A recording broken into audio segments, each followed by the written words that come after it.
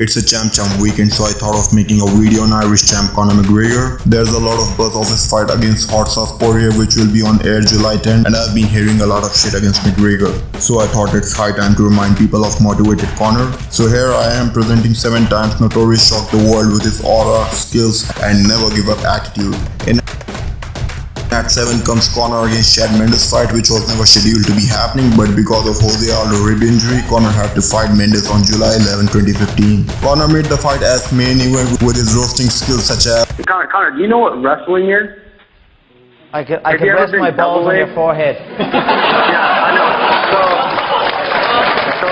Fight happened to be a main event. Fight started with karate stance Conor spinning back kick, but it ended to be a disadvantage to him as Shad was a wrestler, which he grabbed the opportunity whenever he found a loophole in Conor's game. He took him down for quite a time, although Mendes landed some shots at McGregor too, but it was all champ night. Not only he defended himself well, but landed his left hand successfully.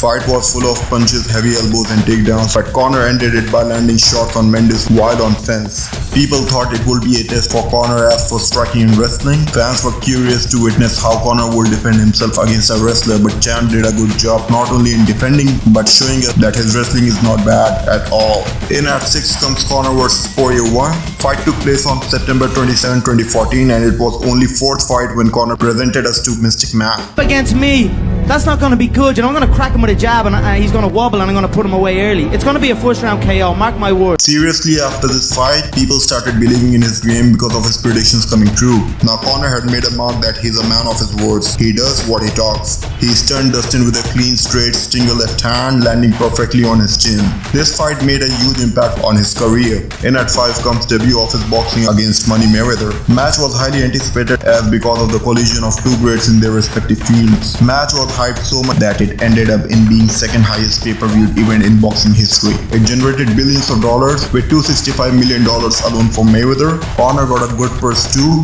with over $100 million in his account. Conor with his trash talk made his intentions clear that he's going to use strategy of pressuring opponent mentally.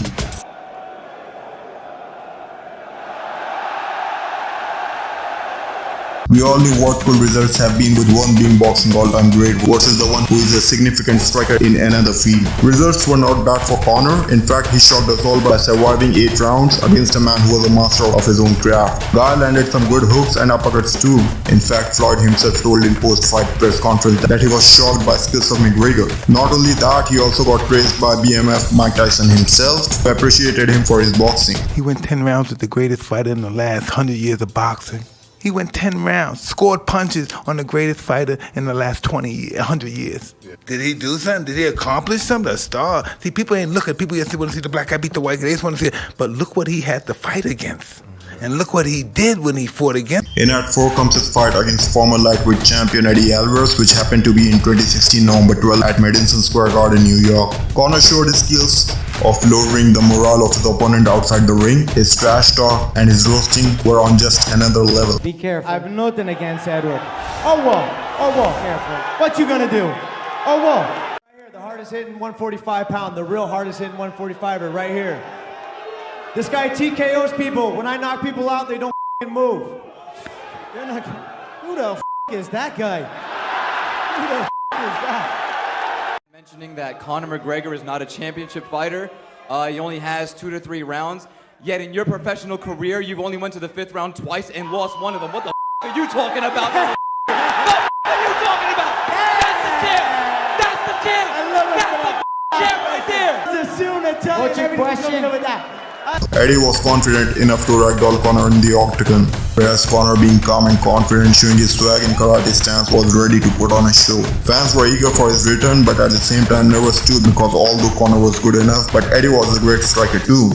In fact, he was on another level after defeating RD and Anthony Pettis in a row. To be honest, not only Notorious shocked us with a dominant win, but it seemed he made his vision a reality. There was not a moment in the fight where I thought things could have changed. Conor controlled the whole fight with his striking, whereas Eddie took the damage. McGregor was all over him with his piston left hand that rocked. Each time Eddie moved forward, Conor would hop backwards and rock him with his left hand. After this win, Conor made history by being a 2-division champ for the first time in MMA history. In Act 3 comes his fight against Eagle Khabib. Now I know some people would bash at me for the fight where Conor was beaten badly, but I guess no one knew that there was a crucial round where Conor basically defended most of the takedowns of Khabib. Although Conor was fatigued and was dominated for 2 rounds, but Champ came out strong with landing some shots at Khabib. He even landed a significant uppercut which rocked the granite chin of Khabib. I think it takes courage to stand up from a 6-feet grave, and that's why in my view this was one of the best rounds of Conor's fighting history. At 2 comes Conor vs NateDiaz second fight, which happened on 21st of August 2016. After his devastating loss against NateDiaz in the first fight,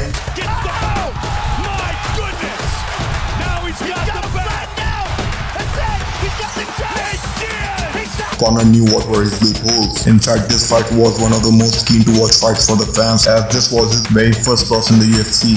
Fight happened to be a tug of war. Conor was more swift and efficient this time. He was in and out, very swift and light on his feet, dodging 1-2 combinations by NateDiaz. In fact, Conor was good enough from dodging those takedowns of Nate on the fence. Conor also showed us that he can go 5 rounds too without gassing out. Fight turned out to be in Conor's favor, with Conor winning 3 rounds with 1 as draw. With this fight, Conor marked his return and boosted the morale of his fans that the show is not yet over. At 1 comes the obvious fight of his versus the assassinator JoseAldo. For those who don't know, Aldo was on an 18-win fight streak before this fight and was on the path to become the greatest before he got destroyed by the champ.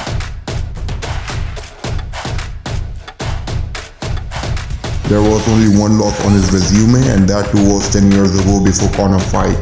The fight was set for 2015, but it was backed out because of Aldo's rib injury. After knocking Mendes, there were no excuses for Aldo to not fight Notorious. It seemed that Jose was not mentally stable in that fight.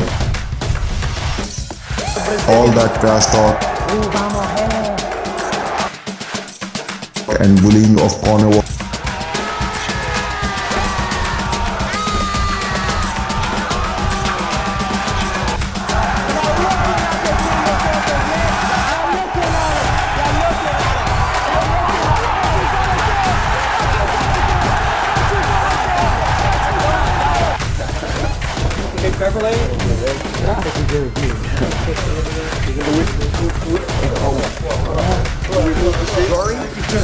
was taken personally by him. It was expected to be a back and forth war for Conor, but what happened shocked the whole world, as the bell rang with slide kick and punches from both the sides, and that's it. Jose ran straight into Conor's left fist. It turned out to be the fastest KO in UFC history.